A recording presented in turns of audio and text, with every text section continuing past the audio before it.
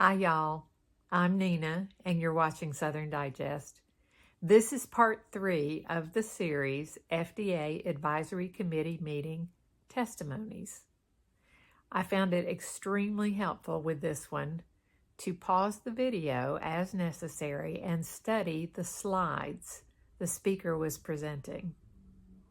Now, if you want the entire video, link is below in the comments and the description box, along with the timestamps for this particular speaker.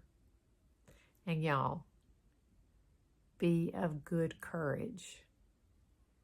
We are not alone. Thank you, Dr. Monto. Please see our written comments. Next slide, B, for our disclosures, and next slide C. With this Lancet paper by FDA vaccine officials, we find ourselves agreeing with them, but for different reasons. We have an unclear need with unclear motivation, significant safety concerns, poor evidence of sustained booster efficacy, and wrong priorities. So while FDA and Pfizer can't agree about waning efficacy, let's go to the next slide, D.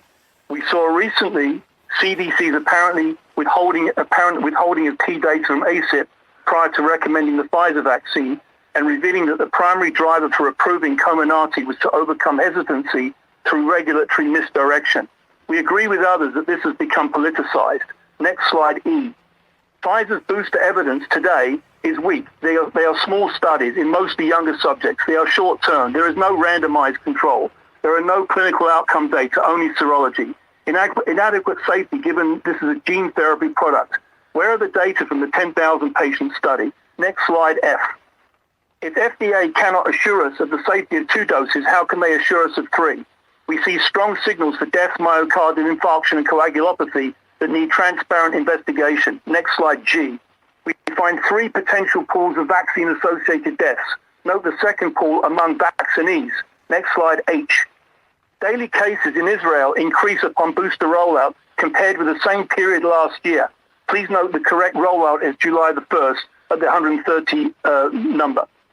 The Israel booster presented today has matching censoring bias seen in related studies, non-comparable populations, possible clustering bias, inadequate accounting for early vaccine effects, and a short follow-up in mainly older people. Next slide, I.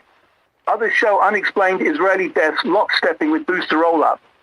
This looks like the second pool deaths we said before in vaccinees rejected by New England Journal of Medicine in February. Next slide, J. Other safety concerns not voiced in the label are revealed in studies funded offline by NIH for menstrual disorders. Next slide, K.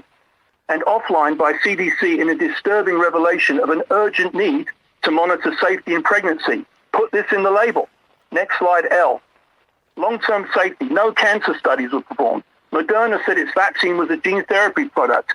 Why is the FDA not requiring 5 to 15-year cancer and other studies per their gene therapy guidance? Next slide, M. We propose the term pCoVS to describe the wide spectrum of events being reported. Next slide, N. We are running out of options. Vaccine hesitancy won't be solved by bullying or coercion. Address safety. Show convincing booster efficacy. Revisit repurposed drugs. Next slide, O.